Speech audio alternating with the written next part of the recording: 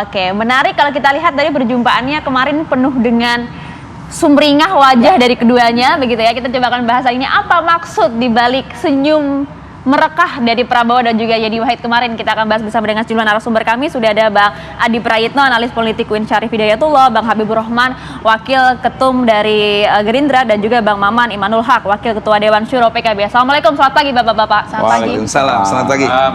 Oke, jadi saya pertama mau ke Bang Habibur Rahman. Kemarin yang ngajak ketemu itu Mbak Yeni atau Pak Prabowo? Dan juga langsung menjawab judul kita pagi hari ini, Bang. Prabowo gandeng Putri Gus Dur demi suara NU. Ya, itu sebetulnya pertemuan yang sudah lama direncanakan antara Mbak Yeni dengan Pak Prabowo ya.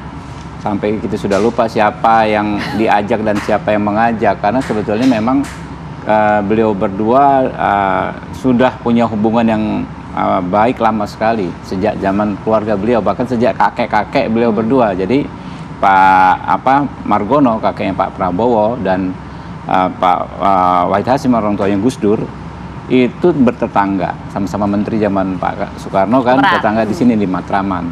Nah, ke generasi-generasi berikutnya hubungannya sangat baik. Kita tahu Gus Dur dengan Pak Prabowo hubungannya sangat baik, bahkan Gus Dur menyampaikan Pak Prabowo adalah pemimpin yang ikhlas, yang paling ikhlas, ya kan. Lalu Mbak Yeni sendiri dengan Pak Prabowo juga dekat sekali, ya. Kita tahu kan beliau bertemu suaminya pun ya kan di acaranya Gerindra, ya di acaranya Gerindra. Nah, kesini pun baik sekali. Pernah kita misalnya berbeda pendapat dalam konteks kepemiluan, tetapi hubungan baiknya tidak terganggu. Nah, ini kan memang ada event pemilu, ya Pak Prabowo itu kan politiknya merangkul, ya semua pihak kalau bisa dirangkul. Jadi dulu ketika kita masih bersama-sama dengan sahabat kami PKB dan Gus Muhaimin, pertemuan ini pun sebetulnya sudah digagas, ya. Cuma memang ya kebetulan baru terjadi pertemuan ini setelah Gus Muhaimin menjadi bacawapresnya Mas Anies Baswedan. Jadi ini bukan suatu aktivitas yang reaktif, bukan. Ini bukan suatu aktivitas yang reaktif, tapi mungkin yang ingin saya dalami dulu begini. Kalau memang chemistry antara kedua ini sudah terbangun, kadar hubungannya sejak lama, tapi chemistry ini sudah terkonversi dalam bentuk kerjasama politik atau memang pertemuan biasa saja? Ya, kalau kita melihat narasi yang disampaikan Mbak Yeni Wahid ya, soal pemimpin-pemimpin kita yang mulai Bung Karno revolusioner, Pak Harto pembangunan, Pak Habibie teknologi, sampai Pak Jokowi infrastruktur. Yang terakhir Mbak Yeni bilang kita perlu pemimpin yang seperti Pak Prabowo, kurang lebih kan. Top list berani, kata Pak Prabowo, top list capres. Berani, kemudian paham geopolitik dan geostrategis Indonesia ke depan ini terkait konstelasi di dunia internasional. Jadi agak GR-GR juga kita ya, tapi jadi percaya diri lah bahasanya ya. Apa yang disampaikan Mbak Yeni itu memang benar, dan tentu kami menangkapnya sebagai bentuk dukungan walaupun belum formal. Jadi belum ada kerjasama politik ya? Walaupun belum segitu, tapi kan yang lebih penting dari formal justru yang prinsip ini, yang substance ini gitu loh. Oke, kalau gitu saya mau ke Kang Maman, Kang. Kita coba komentari, Kang. Ini masuknya kalau ibarat lagu mantan terindah apakah kasih yang tadi agak Kang Maman nih. Jadi gimana, Kang? Betulkah kemudian ini memang sudah terjadi sejak lama, dan bagaimana nanti suara PKB, suara NU ini? Iya, silaturahmi itu kan tradisi yang sangat dianjurkan, termasuk dalam budaya Indonesia. Nah, ketika Pak Prabowo memberikan contoh teladan bagaimana ada silaturahmi antara senior dengan junior, apalagi dalam rangka silaturahmi kebangsaan, PKB tentu menyambut. Seperti juga silaturahmi yang kita lakukan, karena silaturahmi salah satu tujuannya itu adalah mencegah polarisasi. Jadi kalau hari ini misalnya kita dengan Nasdem, lalu orang macam-macam, masa sih kelompok moderat bisa gabung dengan kelompok yang sebelah kanan? Bukankah Pak Prabowo juga pernah melakukan itu? Sehingga yang kita lihat itu adalah warga negara, warga bangsa. Apapun aplikasi politik kita dan lain sebagainya, tetap harus diletakkan pada konteks membangun bangsa ini. Jadi sekali lagi kita mengapresiasi pertemuan-pertemuan siapapun dengan siapa di konteks-konteks ini, supaya satu, polarisasi itu mulai diminimalisir.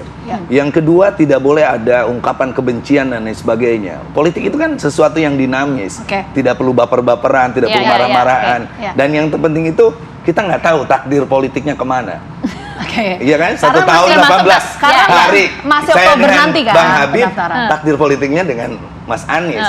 Dan kita nggak tahu juga apakah Pak Prabowo nanti memilih siapa untuk wapresnya. Inilah justru kematangan kita dalam berdemokrasi. Oke. Salah satunya percaya nilai religiusitas, silaturahmi, dan takdir politik. Oke, Kang Maman, yang ingin saya tanyakan gini, biar fokus kita diskusinya ya. Kalau tadi kan Bang Habib mengatakan bahwa ini bukan bentuk reaktif karena kemarin PKB, Nasdem ini sudah mendeklarasikan Anies dan juga Muhaimin Iskandar. Tapi PKB melihat nggak sih bahwa pertemuan ini kan dilakukan pasca deklarasi itu? Ada korelasi antara dua hal itu nggak? Kalau Pasti ada PKB korelasi kan. Orang-orang apa politik itu itu selalu korelasinya? bicara layar depan, layar belakang. Oke. Tapi kalau kita kan harus hanya bicara depan aja. Di depan ini silaturahmi baik seperti itu dan kita dukung. Oh, kalau di Dengan belakangnya sebab- gimana emang? Di belakang kita tahu bahwa Pak Prabowo mengambil momentum ini tepat, bagus. Bagaimana dia mengumpulkan kayak Budiman, Mbak Yeni dan lain sebagainya. Dan PKB tentu akan juga melakukan upaya yang sama untuk ketemu banyak orang, melakukan momentum-momentum, apalagi ini menjelang Maulid Nabi. Kita akan keliling besok Wali Songo, kita akan Maulid Nabi di mana-mana untuk mengatakan bahwa ini loh, ada basis besar umat Islam yang moderat, apa disebut Nahdiyin dan sebagainya, maka cekungan-cekungan ini menjadi sangat menarik untuk mewarnai politik Oke, Indonesia. Kang Maman, sebelum sampai ke sana, pertanyaan saya bukan seperti itu, tapi gini, apakah PKB ini melihat bahwa pertemuan antara Prabowo Subianto dan Yeni Wahid ini bentuk reaksi karena Nasdem dan PKB sudah mendeklarasikan Anies Muhaimin? Melihat itu nggak? Melihat itu reaktif, Sengaja tadi katanya. reaktif, tetapi reaksi ya, tetapi saya rasa seperti yang katakan Bang Habib, udah betul tuh. Ini kan sebenarnya waktu ketemu di istana kan, lalu ada janjian, lalu silaturahmi dan lain sebagainya. Jadi why not? Kenapa kita harus memusingkan itu? Asik-asik saja orang ketemu dengan siapa, di mana, konteks apa, dan itu sah di alam demokrasi seperti ini. Silaturahmi di kita itu nggak ada yang namanya koalisi permanen, nggak ada musuh permanen. Yang ada adalah kita punya kepentingan masing-masing demi kemenangan kita di 2024. Itu aja sebenarnya. Ya, silaturahminya sih sah-sah saja, tapi timingnya itu tadi ya. Mas Adi, jadi melihat ini gimana, Mas? Ya, ini kan menjadi penegas bahwa pemilu 2024 itu semakin dekat. Dan ini saat ini itu kan sedang memasuki tahun politik. Kalau kemudian Prabowo ketemu dengan Mbak Yeni misalnya, beberapa tahun yang lalu, ini kan tidak akan menjadi perbincangan. Kenapa jadi perbincangan? Ini seakan-akan sebagai upaya untuk melakukan penetrasi. Kalau dalam teori komunikasi politik disebut dengan strongman. Jadi Mbak Yeni adalah strongman yang dinilai punya penetrasi, kekuatan politik kepada kawan-kawan Nahdliyin. Tentu menjelang pemilu siapapun punya intensi, punya kepentingan untuk melakukan pendekatan ke tokoh-tokoh kunci yang mampu mengorkestrasi dan mengonsolidasi kekuatan politik Nahdliyin. Mayoritas itu seksi. NU itu adalah ormas Islam terbesar di Indonesia. Sebagaimana halnya Jawa Timur, Jawa Tengah, dan Jawa Barat itu seksi. Ini adalah battlegrounds dari jumlah populasi pemilih yang hampir 50%. NU tentu saja ini akan menjadi rebutan begitu banyak calon presiden di 2024, Prabowo Subianto, Ganjar Pranowo, dan Anies Baswedan. Karena memang sejak awal suara NU itu tidak pernah konsolidatif kepada salah satu orang, tapi dia terdistribusi ke banyak orang. Bahkan kalau kita membaca angka-angka hari ini, bicara tentang Pilpres, ketiganya itu dapat proporsi dukungan NU. Ganjar dapat, Prabowo juga dapat gitu ya, Muhaimin juga dapat dengan Anies Baswedan. Tentu dengan tingkat proporsi yang beda-beda. Tapi kalau bicara partai, orang NU itu pilihannya cuma PKB, bukan yang lain. Ya bahwa ada yang lain iya, tapi itu tidak mayoritas. Yang ingin saya katakan adalah bahwa soal bagaimana mendekati NU itu dianggap sebagai salah satu cara untuk meningkatkan elektabilitas. Nah yang kedua, kita tahu persis kekalahan Prabowo 2014-2019 itu kan salah satunya adalah ketika Pak Prabowo itu memiliki gaps ya dengan voters dari kalangan Nahdliyin. Nah, cara mendekati Nahdliyin adalah dengan cara melakukan penetrasi, pendekatan, silaturahmi dengan salah satu simbol yang saya kira memang mengikuti pengikut yang cukup luar biasa. Meski kita tahu Gus Durian ini kan mazhabnya beda dengan mazhabnya Gus Muhaimin dan Itu PKB. dia akan kemana suara NU nanti, Mas Adi? Ya itu tadi, kalau kita bicara tentang Pilpres 2024, kita analisa angka-angka statistik itu memang terpecah ketiga calon ini. Ganjar dapat, Prabowo dapat, Muhaimin dan Anies pun juga dapat. Saya tidak bisa menyebut siapa yang paling banyak, ini agak riskan soalnya, dianggap sebagai framing. Tapi yang jelas suara NU memang sejak awal tidak pernah solid.